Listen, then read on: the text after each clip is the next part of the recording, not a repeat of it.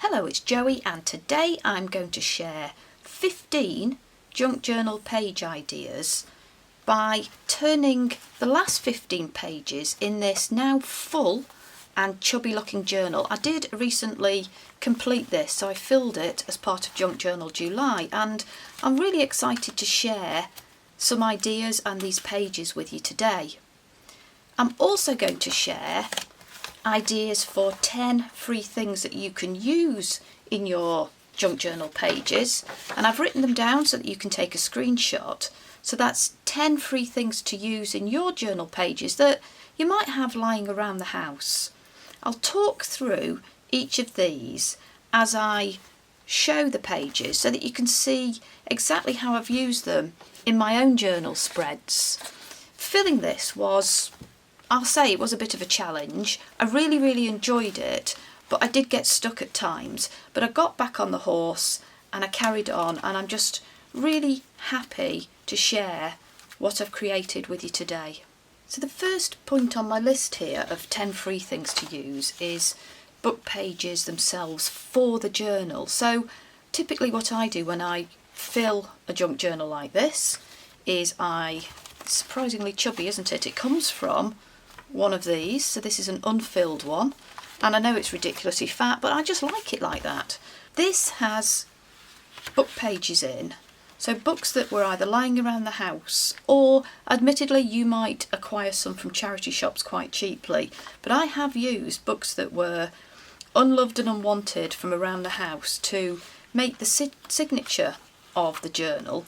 And I like to mix in old paper. I've got music paper here, I've got old textbooks, they're good too, I've got maps, I've got an art history book that I like to use in the centre. But you can use lots of different types of books. This is the signature not yet bound in, and you can see it is paper and book pages, not digitals. So you can make the basics of the junk journal itself from book pages, and you can pretty much use any type of book, which means you've got much more chance of grabbing a few that you don't necessarily want to carry on using around the house. And even if the sizes of the book pages are, let's say, interesting, you can fold them. What I like to do, so here's a bit of a confession, I'll show you in my box. So this is a box I have on my shelves behind me, and I have made a lot of journals. I get a lot of questions on my channel about what I do with my journals, and to be honest, some of them I just love them and I keep them, and every now and again I take some out and I play with them. But these have all been made using book pages. There's no digitals in these. Book pages are great for folding, which means you can create pockets and you can make your junk journal incredibly interesting and tactile and ready for filling with envelopes and pockets and tags and putting things in. So the first point here on the list is using book pages for the signature, whether it's glossy, vintage if you're lucky, large or small. Use them, tear them, fold them and use them as the signature. So let's start turning the pages in the journal, and this page, the prompt was layered, and I've got a pocket on the left here with a little bit of scrap paper behind, space to tuck things in, lots of colour, and a snippet on the right. And I've added on the front of the pocket a collaged piece of paper that came from a glue book, and I haven't shown this on my channel before, but what I have is an exercise book that I genuinely reclaimed from a skip before it got rained on, and what I've been doing is gluing bits of scrap paper and old bits and bobs into it. So each of these pages then becomes lovely and thick, quite robust. I can choose different colours and themes for each of the pages, and then what I do when I want to use one of these pages, I pick a design or a set of colours or a theme that I think works for the project I've got, and lots of pinks on that one. Whatever mood I'm in, I'll take a page out and I cut it down to size. So the free item is the old school book, or exercise book as we call it here, and that has been used on the front of the pocket to give it real substance and something really interesting when you cut around. So that is number 2, old school exercise books for collage or glue booking. The third point is using book pages with very specific items on the pages for either the graphic content, for interesting fonts, or for key colours. So if I turn the page, I'll give an illustration of that. On this page I've got really nice blues coming through and teals, got a map page there, some botanicals, and this is an example of a specific book page that I've chosen to use because it had this blue and also because it had graphical images.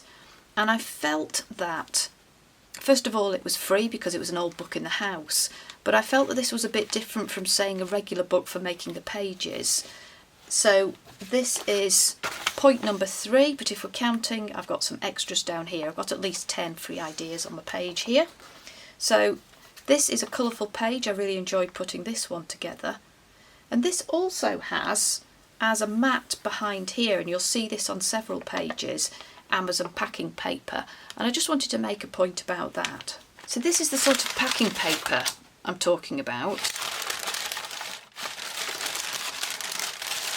Yards and yards and yards of it come into our house from deliveries.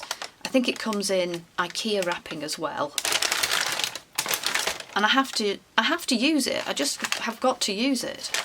So this is definitely a free thing, and I believe if you don't have something like this, you may have access to paper bags like this as well.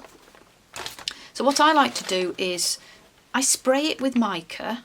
So using my mica spray, I put the brown paper in a box and I spray it, or when I'm spraying other pieces of ephemera, I have the wrapping paper in the box behind it, which means that when I use it in these spreads, I often get just a little bit of shimmer on the packing paper behind. It's very subtle, but it's really beautiful. So that's point number 4, using Amazon packing paper or IKEA or other delivery wrapping paper or paper bags for matting behind the main focal point of a spread. On this one, I sat this behind a poem and I just attached it with pieces of washi. This page has got a butterfly that I've enhanced, but it's sitting on a piece of cardstock that I've painted, and this cardstock is not expensive cardstock. It is in fact one of these, an old tissue box, which is perfect thickness. On the inside it's just matte cardstock and easy to paint on. So what I like to do is take apart these, and I also use old cereal boxes. So these are great, the thickness is perfect, absolutely fantastic. And that's what I painted and then tore down for this complementary coloured backing to the butterfly on this page. So this is point number 5, using tissue boxes for painting, or an extra point using cereal boxes if you have those. A little bit of stamping and painting on an old vintage book page. This is cut out of an old magazine that was Happy Mail, so that might be free, but I'm not counting that as one of the items. On the right hand side here I've got a pocket that I've made with a bit of a band across, and the point I want to make is about the flower. So I make handmade flowers and I really like to make them out of interesting papers. So this one is made from an old map, and I'll show you the kind of paper that comes from. Super ancient road atlases that are given away nowadays, and I think a lot of us have sat nav, so I'm not sure how these are, whether these are produced still. I guess they must be, but I really like the detail on them, and if you cut these up and make flowers out of them, you still get quite a lot of detail within a small space. So they're absolutely perfect for making into handmade flowers. I have a video on my channel for making 5-petal flowers that doesn't need a template, doesn't need a tool, really easy. I'll leave that linked in the description box down below. So that is my 6th point, using old street maps for making your own handmade flowers. Turn the page, and on the left hand side here I've got a cluster which I'd already made, and I attached that to the page. I think the prompt on this one was textured. I've got some book page behind. The free item on here is an old curtain. So to add texture to a cluster, I've got a bit of curtain here, and I've even coloured it with fabric paint, and I have a batch of these coloured curtains that I then cut up in pinks because they're quite useful colours, and in greens and sort of goldy browns. So that is point number 7, using old curtains for clusters. Let me show you what it actually looks like before you cut it up. I had all sorts of good fun playing with adding colours to these, and I think on this one I've got some ridiculous pink and orange and yellow, and I just play and see, well, basically see what happens. This is one that's not yet coloured, so these are just really easy to tear down and cut down, and in fact you'll find that if you add fabric paint to them they become a bit stiffer, and I think that makes them even better for making clusters. On the right hand side here, this is just a doodle journal page with some blobs of paint, some little areas of paint, and I've taken a gel pen and just doodled on those, and I've got a little bit more of my, actually I think this was old wrapping paper, lovely brown paper there. On the left hand side here I have another butterfly, and I think the prompt on this page was sparkle, so I've used some of my new washi tapes on the left and really got golds and lime greens to resonate on that page. And the free item on here is discarded children's toys or items of stationery, and I'll show you a few examples. I have put my hands out and said yes thank you to discarded bits of stationery, gaudy items like this.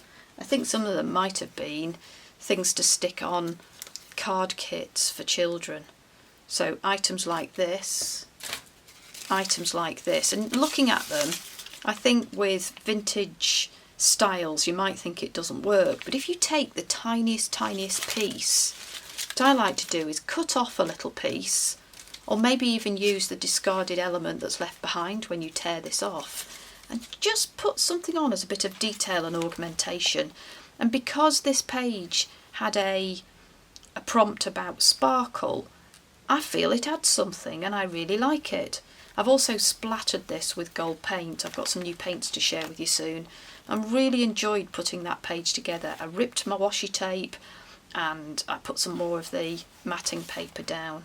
On the right hand side here, this page is about negative space, and in fact let me show you the other negative space. So this one is also using negative space, so that is point number 9, using negative space for collage. What do I mean by negative space?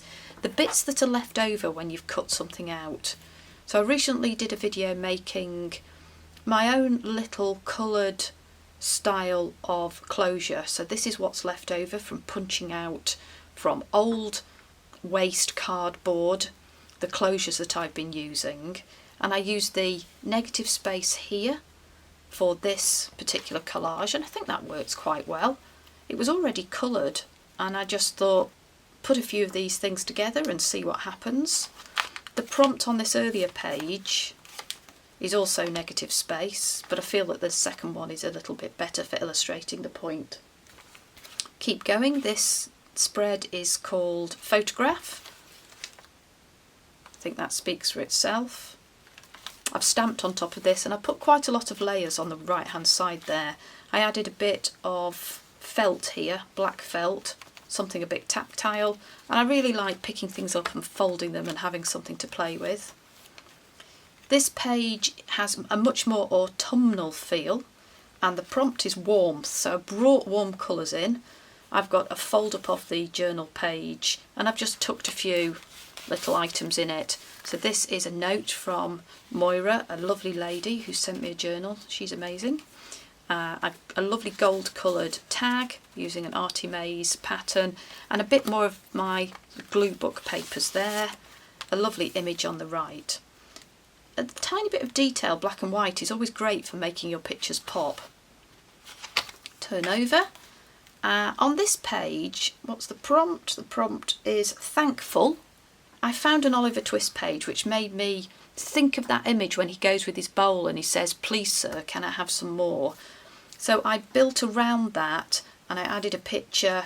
It's just a tuck spot here with a lovely image from Victoria Designs. And the free thing that I brought into this story is tucked behind here. So what I like to use is little labels from clothing, and they tell a story, don't they, about where we've been, what we've done, trips we've made, things that were important in our lives. So they tuck in there.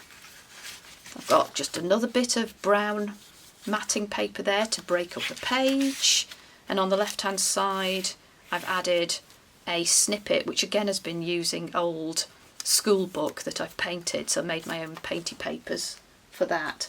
So that was point number 10, using clothes labels for telling a story. On the left here I have got a spread about growth, so I did a little piece of foliage there, I painted it and I scribbled some nice fine leaves, and I felt the botanical feel would work well with a lovely bee image down here. I had a lot of fun with this page. The prompt is doodle. A little image here with pictures that resonate with the forthcoming change in seasons, I felt, and I really like the dog, so he went on there. And on the back, the last page in this journal is called Reflections, and for me I wanted something that worked with the yellows and green on the right, so I stamped and painted a lily, and I just think that's such a gentle, calming flower. 15 junk journal page ideas, 10 free things to use. I hope to see you soon.